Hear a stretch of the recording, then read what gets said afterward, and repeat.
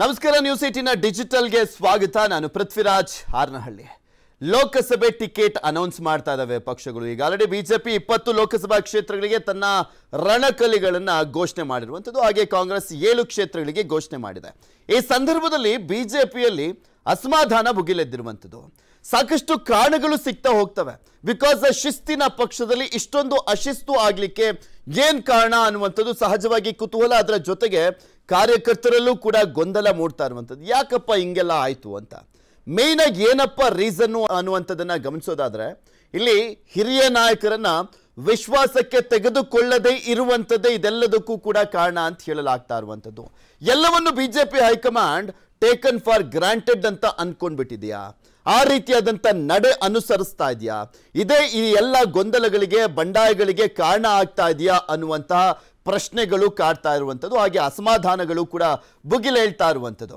Because ಇದೇ ರೀತಿಯಾದಂಥ ಒಂದು ತಪ್ಪನ್ನ ಬಿಜೆಪಿ ಹೈಕಮಾಂಡ್ ವಿಧಾನಸಭೆ ಎಲೆಕ್ಷನ್ ಸಂದರ್ಭದಲ್ಲೂ ಕೂಡ ಮಾಡಿತ್ತು. ಈಗ ಲೋಕಸಭೆ ಎಲೆಕ್ಷನ್ ಸಂದರ್ಭದಲ್ಲೂ ಕೂಡ ಮಾಡ್ತಾ ಇರುವಂಥದ್ದು ಇನ್ನಷ್ಟು ಅಸಮಾಧಾನವನ್ನ ಭುಗಿಲೇಳುವಂತೆ ಮಾಡ್ತಾ ಇದೆ. ನಾವೀಗ ಆಲ್ರೆಡಿ ನೋಡಿದ್ವಿ. ಈಗ ಬೆಂಗಳೂರು ಉತ್ತರ ಲೋಕಸಭಾ ಕ್ಷೇತ್ರ ಟಿಕೆಟ್ ಆಕಾಂಕ್ಷಿಯಾಗಿದ್ದಂಥ ಡಿ.ವಿ. ಸದಾನಂದ ಗೌಡರು, ಅದರ ಜೊತೆಗೆ ಹಾವೇರಿ ಗದಗ ಲೋಕಸಭಾ ಕ್ಷೇತ್ರ ಟಿಕೆಟ್ ಆಕಾಂಕ್ಷಿಯಾಗಿದ್ದಂಥ ಈಶ್ವರಪ್ಪನವರ ಪುತ್ರ ಕಾಂತೇಶಿ ಆಗಿರ್ಬೋದು, ತುಮಕೂರು ಲೋಕಸಭಾ ಕ್ಷೇತ್ರದಲ್ಲಿ ಮಾಧುಸ್ವಾಮಿಯವರಾಗಿರ್ಬೋದು, ಕೊಪ್ಪಳ ಲೋಕಸಭಾ ಕ್ಷೇತ್ರದಲ್ಲಿ ಸಂಗಣ್ಣ ಕರಡಿಯವರೇ ಆಗಿರ್ಬೋದು. ಈ ರೀತಿಯಾಗಿ ಸಾಕಷ್ಟು ಜನ ಆಕಾಂಕ್ಷಿಗಳು ಅಸಮಾಧಾನವನ್ನು ವ್ಯಕ್ತಪಡಿಸ್ತಾ ಇದ್ದಾರೆ. ಕೆಲವರಂತೂ ಕಣ್ಣೀರೇ ಹಾಕ್ಬಿಟ್ರು. ಸಂಗಣ್ಣ ಕರಡಿಯವರು ಕಣ್ಣೀರೇ ಹಾಕ್ಬಿಟ್ರು. ನನಗೆ ಟಿಕೆಟ್ ಈ ರೀತಿಯಾಗಿ ಮಿಸ್ ಆಗುತ್ತೆ ಅಂತ ಗೊತ್ತಿರಲಿಲ್ಲ ಅಂತ. ಇಲ್ಲಿ ಒಂದು ಪ್ರಾಬ್ಲಮ್ ಅನ್ನ ನೋಡೋದಾದ್ರೆ ನೋಡಿ, ನಾನು ಒಂದು ಎಕ್ಸಾಂಪಲ್ ಅನ್ನ ಕೊಡ್ಬೋದು. 2023 ವಿಧಾನಸಭೆ ಎಲೆಕ್ಷನ್ ಸಂದರ್ಭದಲ್ಲಿ ಡಿ.ಕೆ. ಶಿವಕುಮಾರ್ ಅವರು ಪಕ್ಕಾ ಸ್ಟ್ರಾಟಜಿಯನ್ನ ಮಾಡಿ, ಮಾಸ್ಟರ್ ಪ್ಲಾನ್ ಅನ್ನ ಮಾಡಿ, ಟಿಕೆಟ್ ಘೋಷಣೆ ಮಾಡಲಿಕ್ಕೂ ಮುಂಚೆ ಹಿರಿಯ ನಾಯಕರುಗಳನ್ನ, ಹಾಗೆ ಒಂದೊಂದು ವಿಧಾನಸಭಾ ಕ್ಷೇತ್ರದ ವ್ಯಾಪ್ತಿಯಲ್ಲೂ ಕೂಡ ಆಕಾಂಕ್ಷಿಗಳು ಸಾಕಷ್ಟು ಜನ ಇರ್ತಾರಲ್ಲ, ಅವರೆಲ್ಲರನ್ನೂ ಕೂಡ ಕರೆಸಿ, ನೋಡಪ್ಪ ಈ ಬಾರಿ ಇವ್ರಿಗೆ ಕೊಡ್ತಾ ಇದೀವಿ, ನಮ್ಮ ಪಕ್ಷ ಅಧಿಕಾರಕ್ಕೆ ಬರುತ್ತೆ, ಅಧಿಕಾರಕ್ಕೆ ಬರ್ತಿದ್ದ ಹಾಗೆ ನಿಮಗೆ MLCನೋ ಪ್ರಮುಖ ನಾಯಕರಾಗಿದ್ರೆ ಅಥವಾ ನಿಗಮ ಮಂಡಳಿ ಸ್ಥಾನಮಾನನೋ ಈ ರೀತಿಯಾಗಿ ಕೊಡುವಂಥ ಕೆಲಸ ಮಾಡ್ತೀವಿ. ನೀವೆಲ್ಲರೂ ಕೂಡ ಒಗ್ಗಟ್ಟಾಗಿ ಈಗ ಟಿಕೆಟ್ ಘೋಷಣೆ ಮಾಡುವಂಥ ವ್ಯಕ್ತಿಯನ್ನ ಗೆಲ್ಲಿಸ್ಕೊಂಡು ಬರುವಂಥ ಜವಾಬ್ದಾರಿ ನಿಮ್ಮದು ಅಂತ ಒಗ್ಗಟ್ಟನ್ನ ಮೂಡಿಸುವಂಥ ಕೆಲಸ, ವಿಶ್ವಾಸಕ್ಕೆ ಪಡೆದುಕೊಳ್ಳುವಂಥ ಕೆಲಸವನ್ನ ಮಾಡ್ತಾ ಇದ್ರು. ಆದರೆ ಬಿಜೆಪಿ ಇಲ್ಲೇ ಎಡುತ್ತಾ ಇದೆ. ವಿಧಾನಸಭೆಯಲ್ಲಿ ಎಡವಿದ್ರು ಕೂಡ ಪದೇ ಪದೇ ಅದೇ ತಪ್ಪು ನಡೆಗಳನ್ನ ಅನುಸರಿಸ್ತಾ ಇದೆ.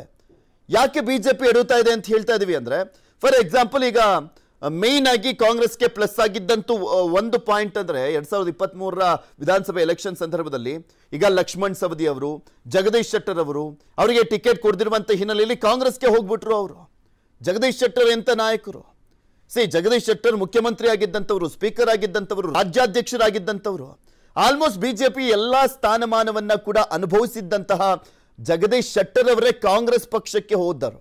ಸೊ ಹೀಗಾಗಿ ಅವರನ್ನ ಮನವೊಲಿಸುವಂತ ಕೆಲಸವನ್ನ ಮುಂಚೆನೆ ಮಾಡಿದಿದ್ರೆ ಇದಾಗ್ತಾ ಇರಲಿಲ್ಲ. ಜಗದೀಶ್ ಶೆಟ್ಟರ್ ಅವರು ಅಟ್ಲೀಸ್ಟ್ ಕನ್ವಿನ್ಸ್ ಆಗ್ತಾ ಇದ್ರು ಅನ್ನುವಂಥ ಮಾತುಗಳು ಕೇಳಿ ಬಂತು. ಯಾಕೆಂದ್ರೆ ಯಾವುದೇ ನಾಯಕರಿಗೆ ಟಿಕೆಟ್ ನಿರಾಕರಿಸುವಂತ ಮುಂಚೆ, ಅದರಲ್ಲೂ ಹಿರಿಯ ನಾಯಕರಿಗೆ ಪಕ್ಷವನ್ನ ಕಟ್ಟಿ ಬೆಳೆಸುವಂತ ನಿಟ್ಟಿನಲ್ಲಿ ಅವ್ರದ್ದು ಕೂಡ ಪಾತ್ರ ಇರುತ್ತೆ.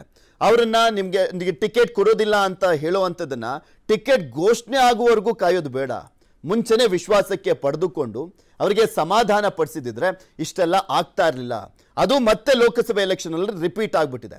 ಈಗ ಈಶ್ವರಪ್ಪನವರ ವಿಚಾರ, ಈಶ್ವರಪ್ಪನವರು ಯಡಿಯೂರಪ್ಪನವರ ಜೊತೆ ಜೋಡೆತ್ತಿನ ರೀತಿಯಲ್ಲಿ ಅವರು ಕೂಡ ಪಕ್ಷವನ್ನ ಕಟ್ಟಿ ಬೆಳೆಸುವಂತ ನಿಟ್ಟಿನಲ್ಲಿ ಅವ್ರದ್ದು ಕೂಡ ಒಂದು ಪಾತ್ರ ಇದೆ. ಯಾರು ಅದನ್ನ ಅಲ್ಲಗೆಳೆಯುವಂತಿಲ್ಲ. ಅವ್ರದ್ದು ಪಾತ್ರ ಇದೆ, ಅವ್ರದ್ದು ಸಹಕಾರ ಇದೆ. ಅವರ ಮಗನಿಗೆ ಟಿಕೆಟ್ ಅನ್ನ ಬಯಸಿದ್ರು ಅವರು.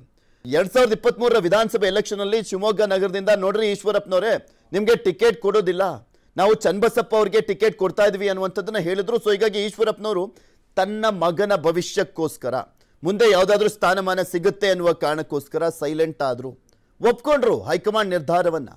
ಹಾಗೆ ಅವರು ಪತ್ರವನ್ನ ಬರೆದ್ರು, ನಾನು ಪಕ್ಷಕ್ಕೋಸ್ಕರ ಎಲ್ಲ ತ್ಯಾಗಕ್ಕೂ ಸಿದ್ಧನಾಗಿದ್ದೇನೆ ಅಂತ.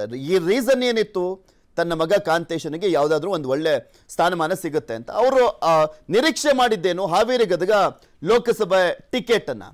ಆದರೆ ಟಿಕೆಟ್ ಮಿಸ್ ಆಯಿತು, ಓಕೆ, ಕಾಂತೇಶ್ ಅವರಿಗೆ. ಆದರೆ ಟಿಕೆಟ್ ಮಿಸ್ ಮಾಡುವಂಥ ಸಂದರ್ಭದಲ್ಲಿ ಹೇಳಬಹುದಿತ್ತು ಮುಂಚೆನೆ, ಬಸವರಾಜ ಬೊಮ್ಮಾಯಿ ಅವರಿಗೆ ಟಿಕೆಟ್ ಅನ್ನುವಂಥದ್ದನ್ನು ಇವರನ್ನೇ ಕರೆಸಿ, ಈಶ್ವರಪ್ಪನವ್ರನ್ನೇ ಕರೆಸಿ, ನೋಡಿ ಈಶ್ವರಪ್ಪನವರೇ, ಅಲ್ಲಿ ಗೆಲ್ಲುವಂಥ ಚಾನ್ಸಸ್ ಬಸವರಾಜ ಬೊಮ್ಮಾಯಿ ಅವ್ರಿಗಿದೆ, ಬಸವರಾಜ ಬೊಮ್ಮಾಯಿ ಅವರು ನಿಂತರೆ ಇನ್ನೂ ಒಂದು 2-3 ಕ್ಷೇತ್ರಗಳಲ್ಲಿ ಇಂಪ್ಯಾಕ್ಟ್ ಆಗುತ್ತೆ ಅನ್ನುವಂಥ ಲೆಕ್ಕಾಚಾರ ಕೂಡ ನಮಗಿದೆ ಅಂತ ಹೇಳಿದಿದ್ರೆ ಮೋಸ್ಟ್ ಪ್ರಾಬಬ್ಲಿ ಕನ್ವಿನ್ಸ್ ಆಗಿರ್ತಾ ಇದ್ರೇನೋ.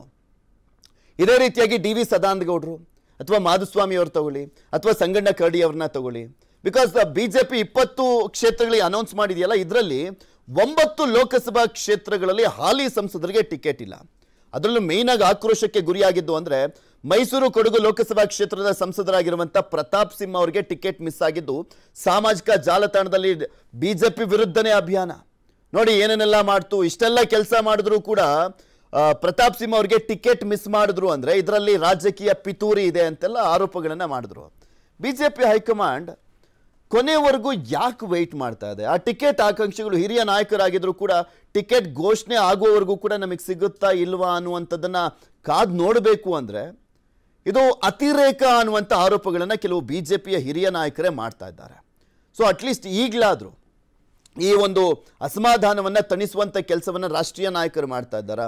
ಇಲ್ಲ. ಯಾಕಂದರೆ ಇಲ್ಲಿರುವಂಥ ರಾಜ್ಯ ನಾಯಕರಿಗೆ ನೋಡಿ, ನೀವು ಪಕ್ಷ ಸಂಘಟನೆ ಮಾಡಿ ಟಿಕೆಟ್ ಘೋಷಣೆ ಮಾಡುವಂಥದ್ದು ನಮಗೆ ಬಿಟ್ಟಂಥ ವಿಚಾರ ಅಂತ ಹೇಳ್ತಾರಂತೆ.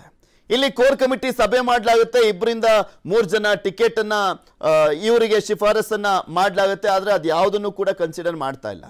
ಅದನ್ನು ತಗೊಂಡೋಗಿ ಡಸ್ಟ್ಬಿನ್ನಿಗೆ ಎಸಾಕೋ ರೀತಿಯಲ್ಲಿ ಬಿಸಾಕ್ತಾ ಇದ್ದಾರೆ ಅನ್ನುವಂಥ ಮಾತುಗಳು ಕೇಳಿ ಬರ್ತಾ ಇರುವಂಥದ್ದು. ಈ ಹಿಂದೆ ಎಲ್ಲ ಈ ರೀತಿಯಾಗಿರಲಿಲ್ಲ. ಬಿಜೆಪಿ ಕೋರ್ ಕಮಿಟಿ ಸಭೆ ಕಳಿಸುವಂತಹ ಒಂದು ಶಿಫಾರಸು ಅಂದರೆ ಅವರು ಕೂಡ ಸಮೀಕ್ಷೆಯನ್ನು ಮಾಡಿ ಅಲ್ಲಿನ ಸ್ಥಳೀಯ ನಾಯಕರ ಜೊತೆ ಚರ್ಚೆ ಮಾಡಿ ರಾಜ್ಯದ ಹಿರಿಯ ನಾಯಕರೆಲ್ಲರೂ ಕೂಡ ಕೂತ್ಕೊಂಡು ಚರ್ಚೆ ಮಾಡಿ ಇವರೇ ಸೂಕ್ತ ವ್ಯಕ್ತಿ ಅಂತ ಒಂದು 2-3 ಜನನ ಕಳಿಸ್ತಾ ಇದ್ರು. ಅದರಲ್ಲಿ 1-2 ಅಥವಾ 3 ಜನದ ಹೆಸರುಗಳು ಮಾತ್ರ ಚೇಂಜ್ ಆಗ್ತಾ ಇತ್ತು ಕೊನೆ ಕ್ಷಣದಲ್ಲಿ.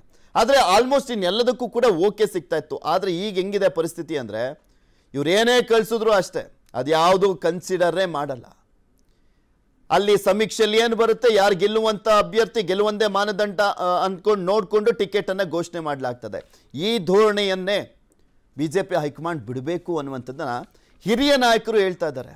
ಮಾಹಿತಿ ನೀಡ್ದಲೆ ದಿಢೀರಂತ ನಮಗೆ ಟಿಕೆಟ್ ಘೋಷಣೆ ಮಾಡದೇ ಇರುವಂಥದ್ದು ಎಷ್ಟು ಮಟ್ಟಿಗೆ ಸರಿ ಅನ್ನುವಂಥದ್ದೇ ಅವ್ರ ಪ್ರಶ್ನೆ. ಬಿಕಾಸ್ ಸಾಕಷ್ಟು ವರ್ಷಗಳ ಕಾಲ 20, 30 ವರ್ಷ, 40 ವರ್ಷಗಳ ಕಾಲ ಸಮಾಜ ಸೇವೆ ಮಾಡಿಕೊಂಡು ಅಥವಾ ರಾಜಕಾರಣವನ್ನು ಮಾಡಿಕೊಂಡು ಜನರ ಜೊತೆ ಬೆರೆತ್ಕೊಂಡು ಈ ರೀತಿಯಾಗಿ ದಿಢೀರಂತ ಟಿಕೆಟ್ ನಿರಾಕರಣೆ ಮಾಡುವಂಥದ್ದು ಅವ್ರಿಗೆ ಒಂದು ರೀತಿಯಾದಂಥ ಅವಮಾನ ಆಗುತ್ತೆ, ಮುಜುಗರ ಆಗುತ್ತೆ. ಹೇಗೆ ಫೇಸ್ ಮಾಡೋದು ನಾವು ಜನರನ್ನ ಅನ್ನುವಂಥ ಪ್ರಶ್ನೆಯನ್ನೇ ಹಿರಿಯ ನಾಯಕರು ಮಾಡ್ತಾ ಇರುವಂಥದ್ದು. ಇದನ್ನು ಅಟ್ಲೀಸ್ಟ್ ಕಾಂಗ್ರೆಸ್ಸನ್ನು ನೋಡಿ ಅನುಸರಿಸಬೇಕಾಗಿತ್ತು ಇಂಥ ವಿಚಾರದಲ್ಲಿ. ನಮ್ಮ ರಾಜ್ಯದಲ್ಲಿ ಕೈಗೊಂಡಂತಹ ಒಂದು ವಿಶೇಷವಾಗಿ ಸ್ಪೆಷಲಿ ಡಿ ಕೆ ಶಿವಕುಮಾರ್ ಅವರು ಯಾವ ರೀತಿಯಾಗಿ ಶಮನ ಮಾಡಿದ್ರಲ್ಲ ಅಸಮಾಧಾನ, ಈ ರೀತಿಯಾಗಿ ಮಾಡಬೇಕಾಗಿತ್ತು ಅನ್ನುವಂಥದ್ದನ್ನು ಕೆಲವು ಬಿ ಜೆ ಪಿ ನಾಯಕರನ್ನು ಮಾತನಾಡಿಸಿದಂಥ ಸಂದರ್ಭದಲ್ಲಿ ಆಫ್ ದಿ ರೆಕಾರ್ಡ್ ಹೇಳ್ತಾರೆ. ಸೊ ಹೀಗಾಗಿ ಎಚ್ಚೆತ್ಕೊಳ್ಳುವಂಥ ಕೆಲಸವನ್ನು ಬಿ ಜೆ ಪಿ ಹೈಕಮಾಂಡ್ ಮಾಡಬೇಕಾಗಿದೆ. ಸೊ ಪ್ರತಾಪ್ ಸಿಂಹ ಅವರೇನೋ ಪಕ್ಷ ನನಗೆ ತಾಯಿ ಇದ್ದಂತೆ, ನಾನು ಯದುವೀರವರ ಪರವಾಗಿಯೇ ಇರ್ತೀನಿ ಅಂತ ಹೇಳಿದ್ರು. ಆದರೆ ಈಶ್ವರಪ್ಪನವ್ರು ನೋಡಿ, ಪಕ್ಷವನ್ನು ಕಟ್ಟಿ ಬೆಳೆಸಿದಂಥವರಲ್ಲಿ ಅವರು ಕೂಡ ಒಬ್ಬರಾಗಿದ್ದಂಥವ್ರೆ ಪಕ್ಷದ ವಿರುದ್ಧ ಸಿಡಿದು ನಿಂತಿದ್ದಾರೆ. ಇವತ್ತು ಡಿ ವಿ ಸದಾನಂದ ಗೌಡರು ಕಾಂಗ್ರೆಸ್ಗೆ ಹೋಗುವಂಥ ಚಾನ್ಸಸ್ ಇರುವಂಥದ್ದು, ಆ ರೀತಿಯಾದಂಥ ಬೆಳವಣಿಗೆಗಳು ಆಗ್ತಾ ಇದೆ. ಅಟ್ಲೀಸ್ಟ್ ಡಿ ವಿ ಸದಾನಂದ ಗೌಡರು ಇದಕ್ಕೂ ಮುಂಚೆ ಚುನಾವಣಾ ನಿವೃತ್ತಿಯನ್ನು ಘೋಷಣೆ ಮಾಡಿದ್ರು. ಅವರು ಕೇಂದ್ರ ಸಚಿವರಾಗಿದ್ದಂಥವ್ರು, ಅವರು ಕೂಡ ಅಷ್ಟೇ ಮುಖ್ಯಮಂತ್ರಿಗಳಾಗಿದ್ದಂಥವ್ರು. ಅವ್ರನ್ನೂ ಕೂಡ ಕರೆದುಬಿಟ್ಟು ಸದಾನಂದ ಗೌಡ್ರೆ ಬೇಡ, ನಿಮಗೆ ಬೇರೆಯವ್ರಿಗೆ ಅವಕಾಶ ಮಾಡಿಕೊಡ್ತಾ ಇದ್ದೀವಿ, ಶೋಭಾ ಕರಂದ್ಲಾಜೆ ಅವ್ರಿಗೆ ಕೊಡ್ತಾ ಇದ್ದೀವಿ, ನಿಮಗೆ ಸಾಕು ರಾಜಕಾರಣ, ಪಕ್ಷವನ್ನು ಕಟ್ಟಿ ಬೆಳೆಸಿದಂಥವ್ರು ನೀವು, ಇನ್ನೂ ಕೂಡ ಅದರಲ್ಲಿ ಮುಂದುವರಿರಿ ಅಂತ ಹೇಳಿದಿದ್ರೆ ಮೋಸ್ಟ್ ಪ್ರಾಬಬ್ಲಿ ಸದಾನಂದ ಗೌಡರು ಕನ್ವಿನ್ಸ್ ಆಗ್ತಾ ಇದ್ರು ಅಂತ ಕಾಣಿಸುತ್ತೆ. ಇಷ್ಟೆಲ್ಲ ಗೊಂದಲಗಳಿಗೆ ಹೈಕಮಾಂಡೇ ಕಾರಣ ಅನ್ನುವಂಥದ್ದನ್ನು ಬಿ ಜೆ ಪಿ ಹಿರಿಯ ನಾಯಕರು ಮಾತನಾಡ್ತಾ ಇದ್ದಾರೆ. ಅಟ್ಲೀಸ್ಟ್ ಇನ್ನು ಮುಂದೆನಾದರೂ ಎಚ್ಚೆತ್ತುಕೊಳ್ಳುವಂಥ ಕೆಲಸ ಆಗಬೇಕಾಗಿರುವಂಥದ್ದು. ಲಕ್ಷ್ಮಣ್ ಸವದಿ, ಜಗದೀಶ್ ಶೆಟ್ಟರ್ ಅವರ ನಂತರ ಆದಂತಹ ಕಾಂಗ್ರೆಸ್ಗೆ ಪ್ಲಸ್ ಮತ್ತೆ ಲೋಕಸಭೆ ಎಲೆಕ್ಷನ್ನಲ್ಲಿ ಆಗಬಾರ್ದು ಅಂದರೆ ಈಗಲಾದರೂ ಎಚ್ಚೆತ್ತುಕೊಳ್ಬೇಕು. ಯಾಕೆಂದರೆ ಇನ್ನೂ 5 ಲೋಕಸಭಾ ಕ್ಷೇತ್ರಗಳಿಗೆ ಹೆಸರನ್ನು ಘೋಷಣೆ ಮಾಡಬೇಕಾಗಿದೆ. ಅನಂತಕುಮಾರ್ ಹೆಗಡೆ ಅಂತ ಹಿರಿಯ ನಾಯಕರು ಅವ್ರು ಎಂಥ ವಿವಾದಾತ್ಮಕ ಹೇಳಿಕೆಯನ್ನಾದರೂ ಕೊಡಲಿ, ಆದರೆ ಉತ್ತರ ಕನ್ನಡ ಜಿಲ್ಲೆಯಲ್ಲಿ ಮಾತ್ರ ತನ್ನದೇ ಆದಂಥ ಅಭಿಮಾನಿ ಬಳಗವನ್ನು ಹೊಂದಿದ್ದಾರೆ. ಪಕ್ಷವನ್ನು ಕಟ್ಟಿ ಬೆಳೆಸಿದಂಥವರು ಉತ್ತರ ಕನ್ನಡ ಭಾಗದಲ್ಲಿ ಅವರಿಗೆ ಟಿಕೆಟ್ ನಿರಾಕರಿಸುವಂಥ ಸಂದರ್ಭದಲ್ಲಿ ಕೊನೆ ಕ್ಷಣದವರೆಗೂ ಕಾಯೋದು ಬೇಡ ಅಂತ ಹಿರಿಯ ನಾಯಕರು. ನೋಡಿ, ಅನಂತಕುಮಾರ್ ಹೆಗಡೆ ಅವರೇ ಸಾಕು, 6 ಬಾರಿ ನಿಮಗೆ ಟಿಕೆಟ್ ಕೊಟ್ಟಿದ್ದೀವಿ, 6 ಬಾರಿ ಗೆದ್ದಿದ್ದೀರಾ, 1 ಬಾರಿ ಸೋತಿದ್ದೀರಾ, ಟೋಟಲ್ ಆಗಿ 7 ಬಾರಿ ಟಿಕೆಟ್ ಕೊಟ್ಟಿದ್ದೀವಿ, ಈ ಬಾರಿ ಹೊಸಬರಿಗೆ ಕೊಡೋಣ ಅಥವಾ ಬೇರೆ ಇನ್ಯಾರಿಗಾದ್ರೂ ಕೊಡೋಣ, ನಿಮ್ಮ ಮೇಲೆ ಸಾಕಷ್ಟು ಆರೋಪಗಳು, ವಿವಾದಾತ್ಮಕ ಹೇಳಿಕೆಯಿಂದ ಪಕ್ಷಕ್ಕೂ ಮುಜುಗರ ಆಗಿದೆ ಅಂತ ಕನ್ವಿನ್ಸ್ ಮಾಡಿದ್ರೆ ಮೋಸ್ಟ್ ಪ್ರಾಬಬ್ಲಿ ಕನ್ವಿನ್ಸ್ ಆಗಬಹುದು ಅಂತ ಕಾಣಿಸುತ್ತೆ. ಆದರೆ ಟಿಕೆಟನ್ನು ಡೈರೆಕ್ಟಾಗಿ ಘೋಷಣೆ ಮಾಡಿಬಿಟ್ಟು ಆಮೇಲೆ ಅಸಮಾಧಾನ ವ್ಯಕ್ತಪಡಿಸುವಂಥದ್ದು ಬಿಜೆಪಿಗೂ ಸರಿ ಅನಿಸ್ತಾ ಇಲ್ಲ. ಸ್ಪೆಷಲಿ ರಾಜ್ಯ ಬಿಜೆಪಿ ನಾಯಕರು ಅಸಮಾಧಾನಗೊಳ್ತಾ ಇದ್ದಾರೆ. ನೋಡಿ, ಇವ್ರು ಕೈಗೊಳ್ಳುವಂಥ ನಿರ್ಧಾರಕ್ಕೆ ನಾವು ಉತ್ತರ ಕೊಡಬೇಕಲ್ಲ, ನಮಗೊಂದು ರೀತಿಯಾದಂಥ ಸವಾಲಾಗ್ತಾ ಇದೆಯಲ್ಲ, ಹೈಕಮಾಂಡ್ ಕೈಗೊಳ್ತಾ ಇರುವಂಥ ನಿರ್ಧಾರ ನಿರ್ಧಾರಕ್ಕೆ ಅನ್ನುವಂಥ ಅಸಮಾಧಾನವನ್ನು ಬಿಜೆಪಿಯ ಹಿರಿಯ ನಾಯಕರು ರಾಜ್ಯದಲ್ಲಿ ಅವರುಗಳು ಮುಜುಗರವನ್ನು ಅನುಭವಿಸುವ ಅಂತ ಆಗ್ತಾ ಇರುವಂಥ ಹಿನ್ನೆಲೆಯಲ್ಲಿ ಬೇಸರವನ್ನು ವ್ಯಕ್ತಪಡಿಸ್ತಾ ಇದ್ದಾರೆ. ಟೇಕನ್ ಫಾರ್ ಗ್ರಾಂಟೆಡ್ ಅನ್ನೋದು ಬೇಡವೇ ಬೇಡ, ವಿಶ್ವಾಸಕ್ಕೆ ಪಡೆದುಕೊಳ್ಳಿ ಪ್ರತಿಯೊಬ್ಬ ನಾಯಕರನ್ನ ಅನ್ನುವಂಥದ್ದನ್ನು ರಾಜ್ಯ ಬಿಜೆಪಿ ನಾಯಕರು ಹೈಕಮಾಂಡ್ನತ್ತ ಮನವಿಯನ್ನ ಕೂಡ ಮಾಡಿಕೊಂಡಿದ್ದಾರೆ ಅನ್ನುವಂಥದ್ರ ಬಗ್ಗೆ ಮಾಹಿತಿ ಲಭ್ಯವಾಗ್ತದೆ. ನೋಡೋಣ ಮುಂದಿನ ದಿನಗಳಲ್ಲಾದರೂ ಎಚ್ಚೆತ್ತುಕೊಳ್ಳುತ್ತಾ ಬಿಜೆಪಿ ಇಂಥ ವಿಚಾರದಲ್ಲಿ ಅನ್ನುವಂಥದ್ದನ್ನು. ಧನ್ಯವಾದ.